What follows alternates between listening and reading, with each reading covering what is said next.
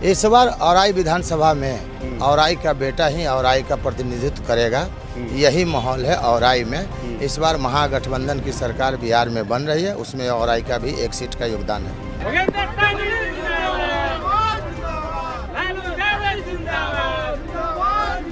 हमारे नेता तो 20 महीना मांग रहे हैं कि हमारे आदरणीय नेता तेजस्वी प्रसाद यादव जी कहते हैं, मुकेश सहनी जी, कि युवाओं के लिए 20 महीना ही दीजिए आप।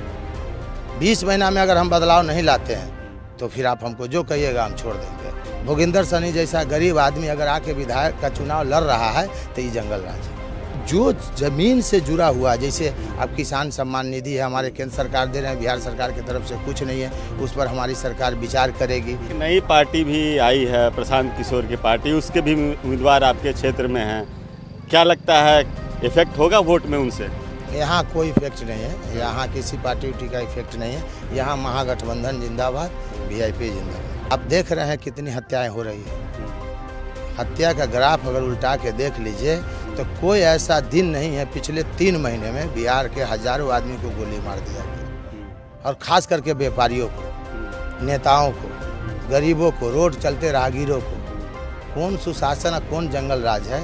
क्या कुछ सोचे हैं कि जब जीत के आएंगे तो जनता के लिए सर्वप्रथम करेंगे आप? सबसे पहले तो मान सम्मान में कोई कमी नहीं होगी, हर समय हम उपलब्ध रहेंगे। नमस्कार, इस वक्त हम मुजफ्फरपुर के औरैया विधानसभा क्षेत्र में हैं, औराई विधानसभा क्षेत्र में है, और इस बार औराई विधानसभा क्षेत्र का जो है हवा पलटा हुआ नज़र आ रहा है।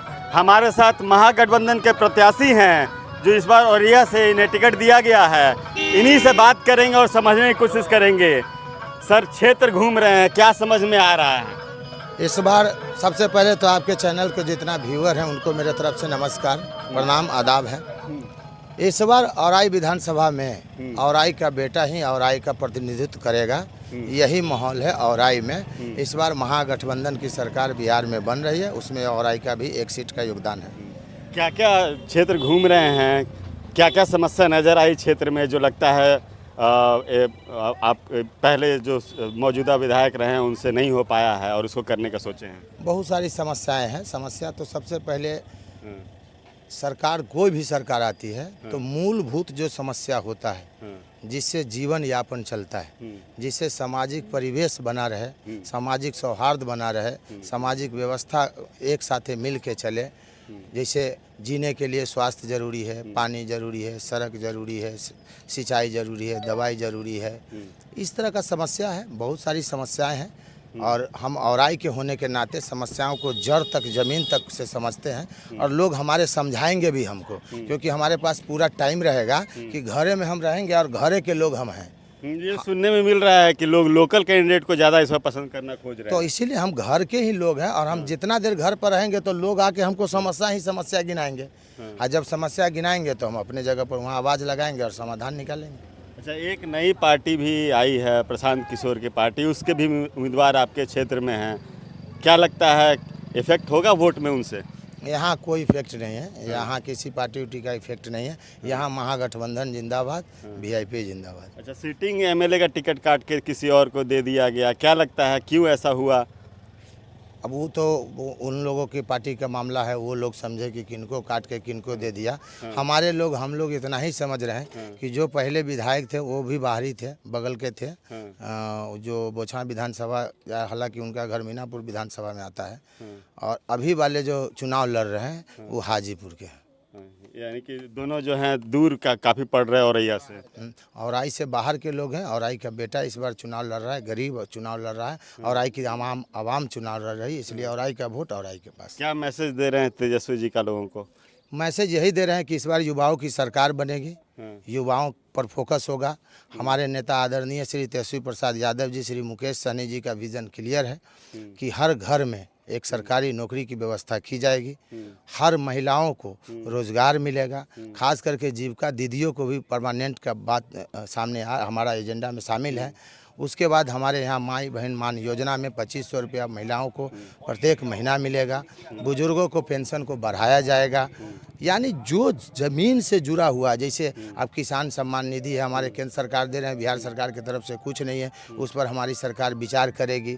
हमारा फसल जो हमारे कृषि पर जो रोड मैप होना चाहिए वो बहुत अच्छा ढंग से नहीं है। हमारा ज़मीन बहुत लो लैंड है, बहुत ज़मीन खराब है। ये सब पर बहुत सारी बातें हैं, बहुत सारा अच्छा, पिछली जो सरकार थी सुशासन बाबू नाम दिया गया और महागठबंधन को बोला जाता है कि वोट दीजिएगा तो वापस जंगल राज में चले जाइएगा। कितना सुशासन बाबू में सुशासन कायम हुआ और क्या सही में जंगल राज था, लोग उससे डरे हैं? शायद हम आपको समझ रहे हैं, आप दरभंगा से हैं, शायद आप दरभंगा में ज़्यादा ये करते हैं या आप अगल बगल में आप देख रहे हैं कितनी हत्याएं हो रही है। हत्या का ग्राफ अगर उल्टा के देख लीजिए तो कोई ऐसा दिन नहीं है पिछले 3 महीने में बिहार के हजारों आदमी को गोली मार दिया गया, और ख़ास करके व्यापारियों को, नेताओं को, गरीबों को, रोड चलते राहगीरों को। कौन सुशासन और कौन जंगल राज है, ये तो आम आवाम बताएगा। जंगल राज किसको कहता है? भोगेंद्र सहनी जैसा गरीब आदमी अगर आके विधायक का चुनाव लड़ रहा है तो ये जंगल राज है,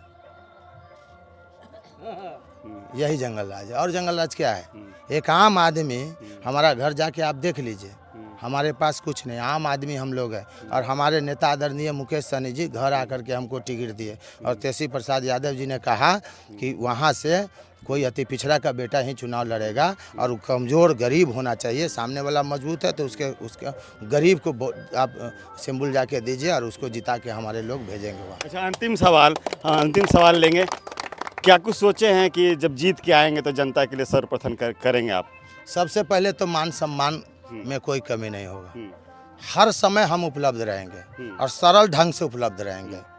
हम मुखिया भी रहे हैं तो जानते ही हैं, मुखिया तो ज़मीन से जुड़ा हुआ लोग है, और हम हर समय उपलब्ध रहेंगे, और जो भी उनका समस्या है, जो इस क्षेत्र की समस्या है, उस पर पूरी तरह से दिल से, सिर्फ 5 साल के लिए। हमारे नेता तो 20 महीना मांग रहे हैं कि हमारे आदरणीय नेता तेजी प्रसाद यादव जी कहते हैं, मुकेश सहनी जी, कि युवाओं के लिए 20 महीना ही दीजिए आप।